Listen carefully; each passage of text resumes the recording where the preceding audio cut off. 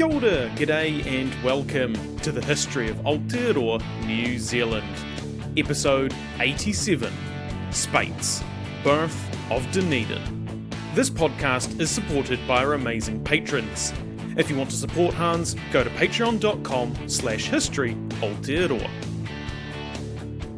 Last time, we needed to go over a bit of background to get us up to speed with how beer is made and what the New Zealand brewing industry was like in the 19th century. That episode may have seemed somewhat superfluous, and you may even think that this one is too, but it really helps for us to understand what was going on at the time and how those conditions allowed for the rise of the pride of the South, Speight's. Today we will be focusing in a bit on Dunedin specifically, talking about how brewing had evolved in the lower South Island city, what factors influenced these changes, and we'll meet some of the major players who will appear throughout Speight's story. Of course, prior to European arrival, there were already people here in Aotearoa, as we have discussed and will continue to discuss at length. There was no known Māori settlement at the specific site of the Speight's brewery, which isn't too surprising since it's on the side of a hill, which isn't really a great place to build a settlement in general. However, there was some fibrous material found under the brewery when archaeological excavation was done in 2015, which could possibly have been flax. Although it was inconclusive, if it was harakeke, that does fit with what we know about people in the region. Māori were living throughout the Otago Harbour area from about the 14th century, and had been travelling in the region for a couple of hundred years prior to permanent settlement. We also don't find evidence of any deforestation prior to Europeans, as pictures from before the Speight's brewery was built show dense bush with some recent logging. There were a number of pā in the area though, including one out at Aotearoa Head on the peninsula, and one in what is now central Dunedin. However, this would have been pretty close to the coast compared to today, as a lot of what the modern city sits on is actually reclaimed land. Like a lot of areas in Aotearoa, the first major group of Europeans who landed in Dunedin were sailors and whalers. James Cook did moor the Endeavour off the coast on his first voyage, but he just stood on the deck, named some stuff, and buggered off. The sailors were really the first Europeans to explore the area, and were possibly the first white people that local Māori had encountered. Eventually, the sailors set up a base in the harbour, which grew as more and more Europeans arrived to get in on the blubbery action. This caused them to have a few arguments and possible skirmishes in the 1810s, with Māori who weren't too happy about the growth of the settlement, and how it was encroaching on their rohe. It was around this time that the Weller brothers set up shop, creating a business whereby they would help resupply whaling ships out at sea, among a few other seafaring related services.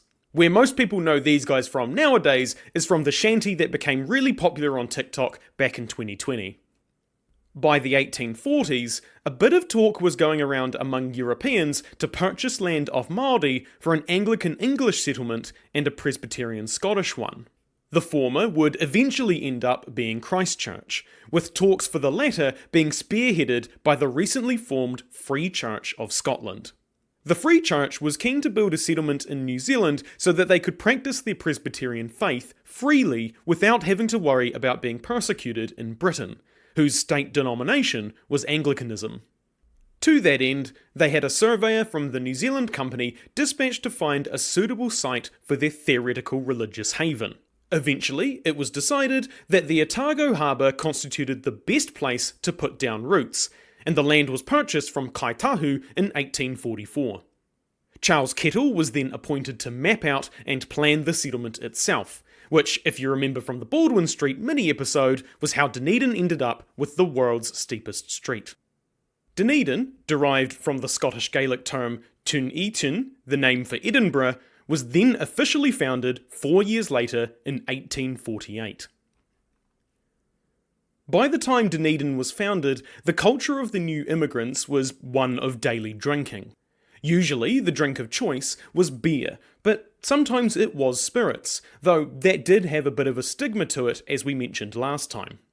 There wasn't a local production of alcohol just yet, but Pretty much everyone was having a few every day, so a lot of booze needed to be imported to keep everything rosy-cheeked. To give you an idea of how much alcohol was coming into the country, between 1850 and 1857, imports of spirits were on average about 24,000 litres annually, while beer was 18,000 litres. To be fair, this was for the whole country and not just for Dunedin, but a fair amount of this was distributed to the South Island. In 1850, there was an estimated 20,000 Pākehā living in Aotearoa, so it was about a litre of spirits and a litre of beer per person, including women and kids. Speaking of women, generally they weren't given brewers' licenses. Only 4 cases were seen of women brewers in the early days of Dunedin, and all 4 of those were because their husbands were brewers who had died, so they took up the mantle to continue having an income. In 1856, Dunedin's first brewery appeared, aptly named the Dunedin Brewery. It didn't last long on that site though, only a couple of years, which wasn't uncommon at the time. Breweries, just like any small business, could go under due to disaster, bad luck, stupidity, or any combination thereof.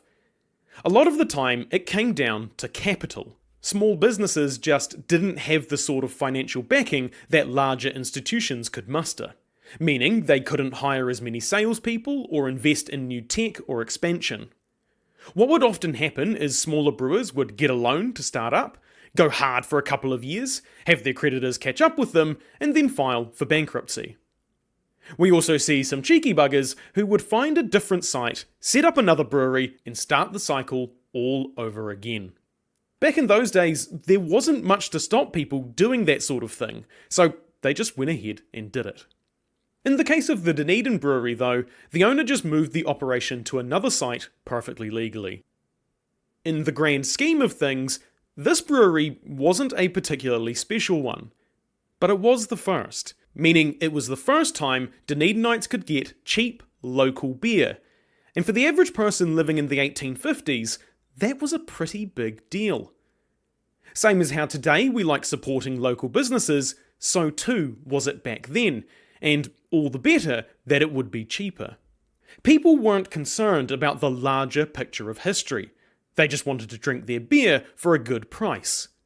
But we are concerned about that picture, and the Dunedin Brewery paved the way for those giants that were to come. Over the next few years after the Dunedin Brewery opened, 4 more would crop up, fueled by immigrants arriving from overseas.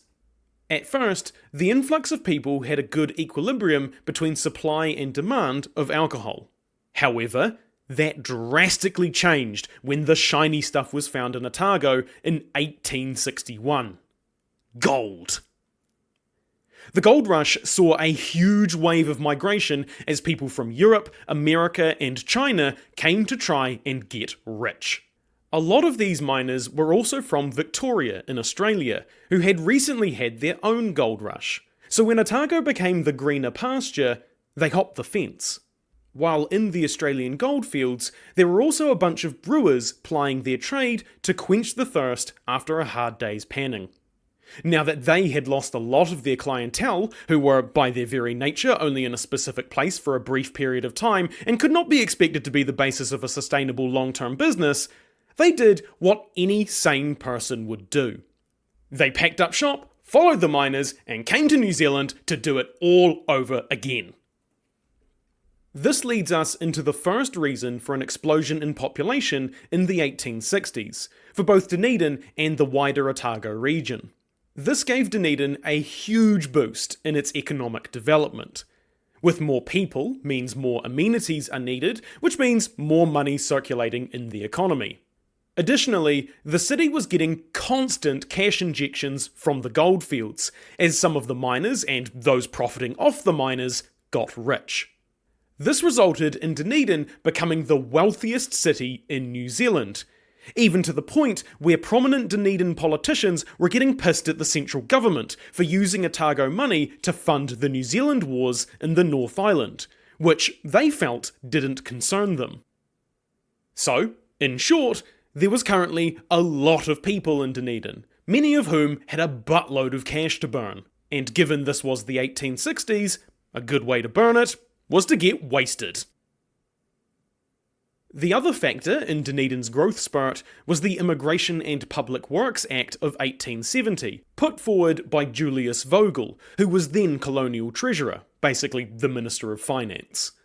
Vogel, unrelated to the bread guy, would go on to be New Zealand's first Jewish premier. But for now, he was more concerned with trying to encourage more European immigrants to the colony, as they were experiencing a bit of a manpower shortage. The whole idea of the new act was to provide assistance in the migration process, and help new arrivals get jobs building the nation's fledgling infrastructure, things like roads, railways, plumbing, and other public works. This not only meant more people coming into Dunedin who had paying jobs, but that the government was stimulating the economy in other ways, such as construction, materials, and expertise, with the end goal to have some improved infrastructure to show for it, which, in and of itself, was helpful. The brewing industry in Otago was directly influenced by the gold rush and the government's immigration policy. Simply put, more people means more beer was needed to fuel them. And it was around the 1860s and 70s that we see a lot of the major players of Dunedin brewing start to appear. Breweries like Well Park, Water of Leith, Red Lion, Strawn's, and many others, all of whom are going to appear in our story of Speight's. We also see lots of breweries popping up in other towns around Otago, such as the Wakatipu Brewery in Queenstown in 1865 and the Cromwell Brewery in 1874. There was a brief period just before the Immigration and Public Works Act where gold was found on the west coast, which meant a bunch of miners headed over that way, following the scent of money. This had Dunedin go through a brief economic downturn until the Immigration Act was brought in 1870, and a lot of the smaller breweries that opened up when times were plentiful had to close down, since there was now more beer than there were customers. The larger breweries, those that I listed before, did quite well out of this, as they bought up the facilities of these businesses, giving them more capacity and manpower.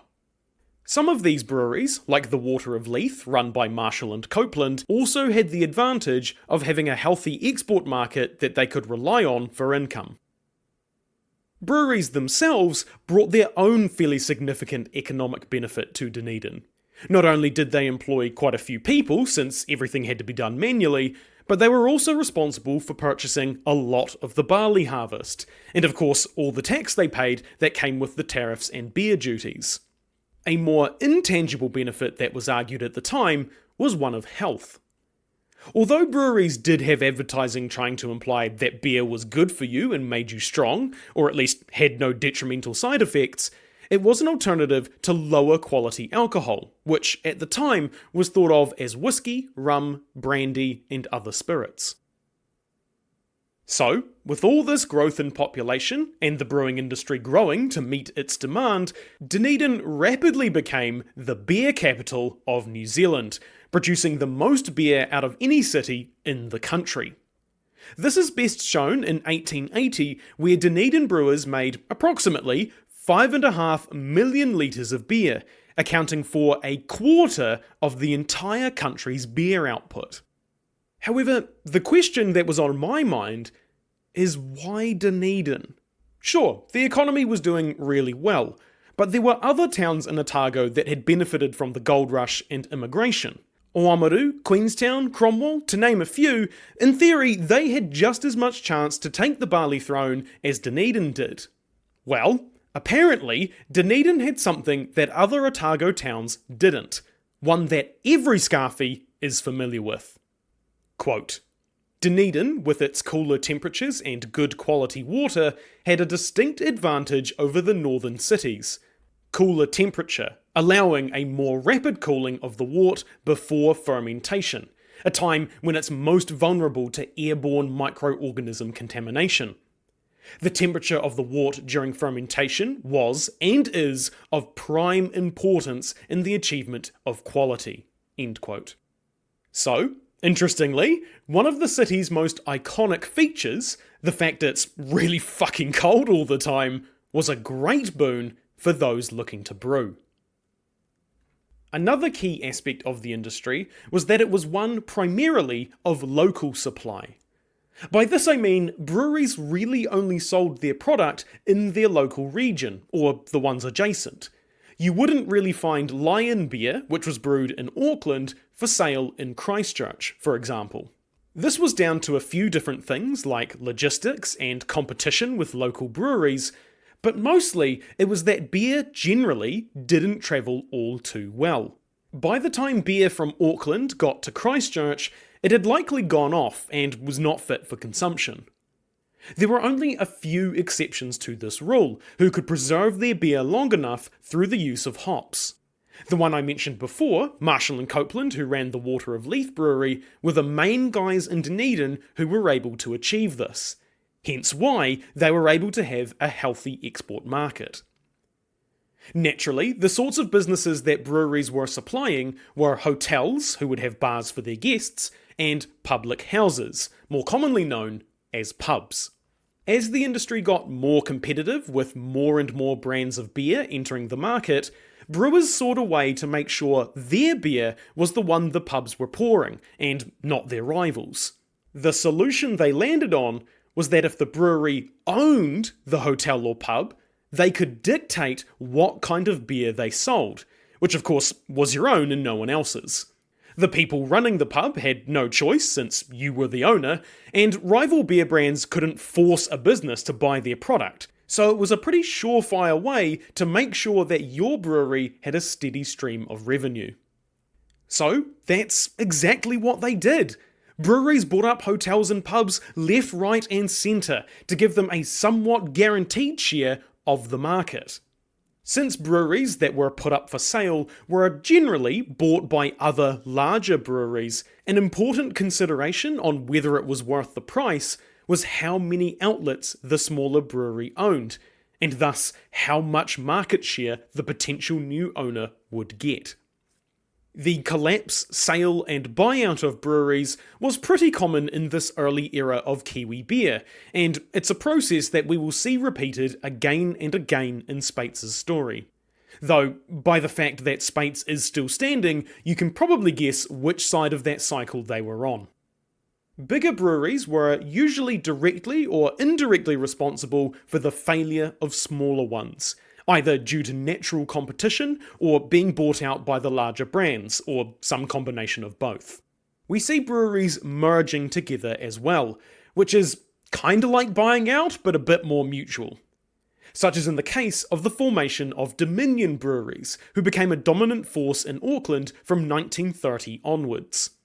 They still exist today, but you probably know them by their acronym, DB. If we had to designate a single antagonist in the story of Speight's, DB would be a good contender.